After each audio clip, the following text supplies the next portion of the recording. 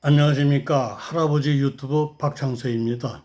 오늘은 예전부터 구전으로 전해지는 옛날 이야기가 현대의 후손들에게 어떤 메시지를 전하고 있는가 하는 것을 생각해 보면서 태평성대의 꽃을 만개시킨 요임금과 왕비라는 제목을 설정해 보았습니다.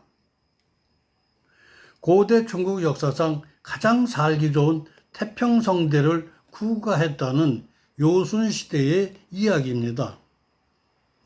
요임금이 민정시찰을 나갔다. 만백성이 길가에 부복하여 왕이 행렬에 박수를 보내고 왕에게 무한한 존경과 순종의 뜻을 보였다. 그런데 묘한 일이 발생했다.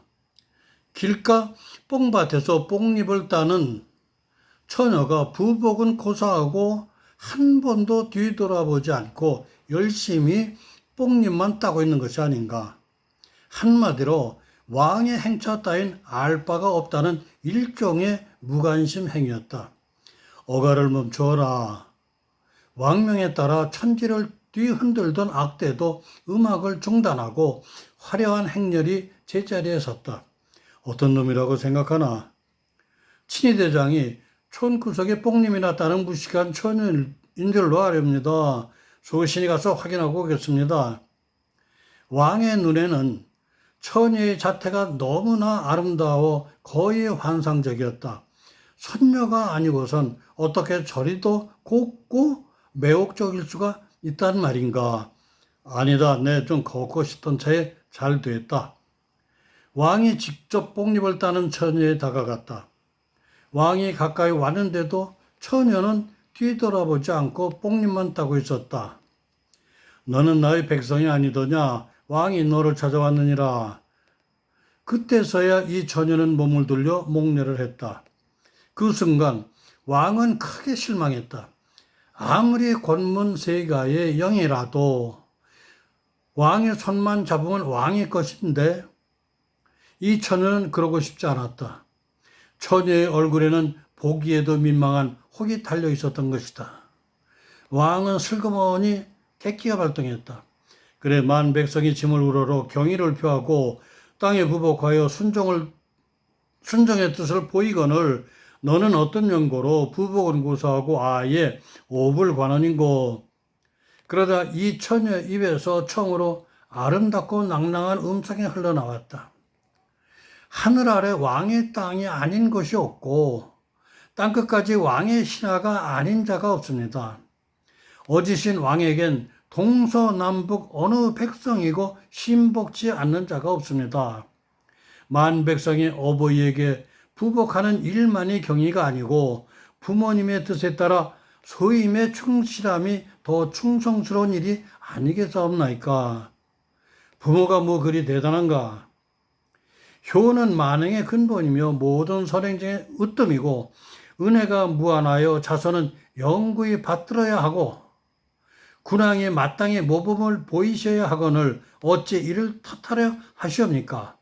왕은 감탄하여 저절로 미소가 떠올랐다. 이것 봐라, 날 가르치고 있구나. 아, 그거 참 기특하다.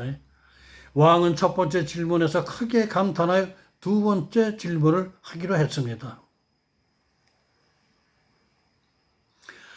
넌 헌데 얼굴에 혹이 달려 창피하지 않느냐? 신체의 발부는 하늘이 부모님을 통해 주신 하늘의 뜻이었는데 어보이신 왕께서 어떤 연고로 소원이 생김새를 조롱하시옵니까? 인간의 도로서 인간을 다스려야 하고 외양보다는 내면의 진실을 존중해야 하는 줄 아옵니다. 왕은 더욱 놀라 신하 중에 이런 어질고 현명한 신하가 많았으면 얼마나 좋을까 생각했다. 왕은 그래서 내친 김에 엉뚱한 질문 하나를 더 해보았다. 너를 내 왕비로 삼고 싶은데 날 따라 나서겠느냐? 뽕잎을 따던 처녀는 조용히 그러나 단호하게 말했다. 백성들에게 학문보다는 예를 먼저 가르치셔야 하고 재리보다는 도리를 먼저 가르치시는 것이 군왕의 도리라 생각하옵니다. 군왕께서 그럴 뜻이 있으시면 나라의 질서를 지키시고 예도를 가르치시기 위해 당연히 먼저 양친의 동의를 구하신 다음 혼서를 보내시고 예법에 정한 바에 따라 가장 모범되는 절차를 준행함이 마땅하온 줄 아온데 어찌하여 소녀를 노상납치 하시려 하옵니까? 왕은 크게 감탄했다. 실로 말씀에서 왕이 패한 기분이 들 정도지만 마음은 흡족했다. 이 넓은 하늘 아래 누가 감히 왕인 나에게 저렇게 의롭고 정도의 도리를 당당하게 말해줄 수 있단 말인가. 그런 의인이 내 곁에 있다면 얼마나 좋을꼬. 여인에게 빠져들고 있음이 마치 때 맞춰 내리는 탄비처럼 메마른 대지를 적시는 것 같았다. 이 길거리 세 가지 문답이야말로 요 임금의 태평성대의 꽃을 피울 줄을 아무도 몰랐다. 왕은 예법에 따라 청혼하고 혼서를 보냈다. 만 백성이 우러러 경축하는 결혼일에 왕비의 가마가 왕궁에 도착하던 날 수많은 신하와 궁녀들이 흥분하며 왕비가 얼마나 대단한 미인일까 궁금증이 더해지는 순간에 막상 가마문이 열리며 나오는 왕비의 외모를 본 궁녀들의 입가에는 조소의 미소가 조용히 파문으로 번져나가기 시작을 했다. 그러나 가마에서 내린 왕비는 팔을 시원하게 가다붙이고 주방으로 걸어 들어갔다. 궁녀들은 더욱 비웃으며 말렸다. 왕비는 난 왕의 아내다. 내 손으로 진지를 해드리는 것이 도리다. 저리들 비켜라. 왕의 수라상을 준비한 다음 사치스러운 궁녀들의 복장과 경박한 행동을 지적하며 호령했다. 오늘부터 백성들보다 사치하는 자는 그냥 두지 않겠다.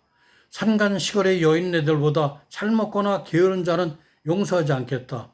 백성들의 어버이신 왕을 섬기는 자들이 백성들보다 예와 도리가 모자라면 어떻게 왕께서 바른 정치를 하실 수 있단 말이냐. 왕비의 엄숙하고 단호한 질책을 받은 궁녀들이 비웃던 입이 모조리 놀란 조개처럼 굳게 다물어졌다.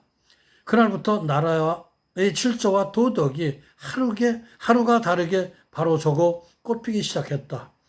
당장 궁중이 달라지고 대신들이 달라졌다. 공직자가 달라지니 백성들도 금세 달라져 나라엔 도덕이 없어지고 세상 인심이 어디를 가나 풍요로 변했다. 그리하여 이 위대한 여인이 요순시대의 태평성대의 꽃을 활짝 피운 불가사의의 기적을 낳았던 것이다.